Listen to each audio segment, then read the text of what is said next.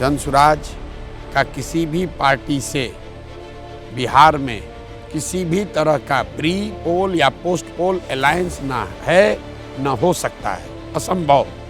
सरकार बने न बने, जीते हारें, अलायंस किसी भी तरह का किसी भी पार्टी से संभव नहीं है। Sir, I'll end this interview with just two questions. We ran a poll yesterday on our portals saying अगर viewers को कुछ question पूछना है आपको.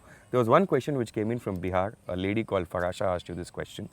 The question was, if we believe Jan Swaraj today, just for being in power, will the party ever consider getting into an alliance with the BJP? That was a question that came in from a viewer. The question of alliance, either with BJP or any other party, Congress included, or RJD or any party, does not exist, neither pre-poll nor post-poll.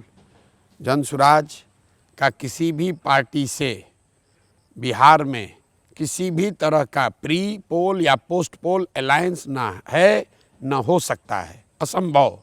Jan Suraaj 243 seat लड़ेगा, 242 नहीं। अभी 4 उपचुनाव हो रहे हैं। एकमात्र party Jan Suraaj है जो चारों चुनाव लड़ रही है। बीजेपी 2 लड़ रहे हैं, आरजेडी वाले 1 या 2 या 3 लड़ रहे हैं, जदयू वाले 1 लड़ रहे हैं, मांझी जी 1 लड़ रहे हैं, चिराग पासवान लड़ ही नहीं रहे हैं। जनसुराज चारों सीट लड़ रहा है। कोई अलायंस का कोई सवाल नहीं है।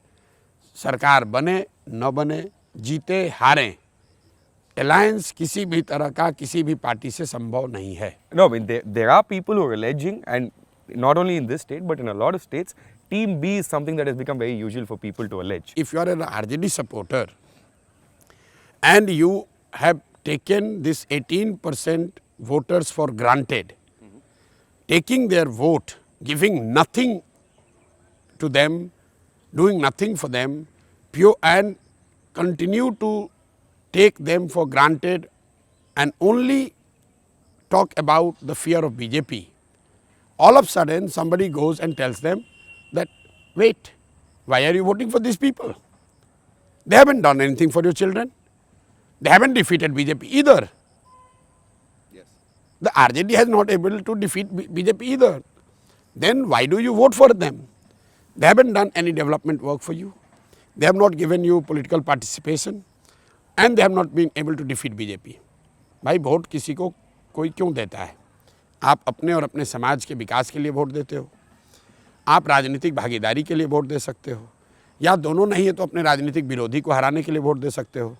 आरजेडी और मुसलमानों का जो बिहार में इक्वेशन है, मुसलमानों को विकास मिला नहीं। दलितों के बाद सबसे ज़्यादा गरीब बदहाल अगर कोई है बिहार में तो मुसलमान है। 30-35 वर्ष के आरजेडी के रूलिंग को वोट देने के बावजूद उनको विकास नहीं मिला। भागीदारी का आलम यह है कि अभी लोकसभा का चुनाव हुआ है, आरजेडी ने 2 मुस्लिम उम्मीदवारों को टिकट दिया। पूरे विधानसभा में 19 विधायक मुसलमान हैं, तो आरजेडी आपको भागीदारी दे नहीं रही है। और तीसरा, 1989 से मुस्लिम्स वोट दे रहे हैं यहाँ आरजेडी को, और 1989 से अभी तक भाजपा 0 से बढ़कर 30 हो गई, देश में 2 से बढ़कर 240 हो गई। तो ये बात जाकर मुसलमानों को बताया जा रहा है कि भाई तुमको ना विकास मिला, ना भागीदारी मिली, ना भाजपा को हरा पा रहे हो, तो फिर लालटेन में किरासन तेल बनकर क्यों जल रहे हो? तो ऑब्वियसली जब लालटेन से किरासन तेल निकलने लगेगा, आपकी लालटेन है वो बुझने लगेगी, तो आप तो चिल्लाओगे ही।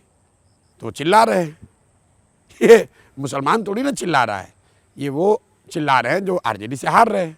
जो अभी तक मुफ्त में मुसलमानों का वोट लेते रहे, वो लोग चिल्ला रहे हैं और चिल्लाएंगे, अभी ज़्यादा चिल्लाएंगे आगे।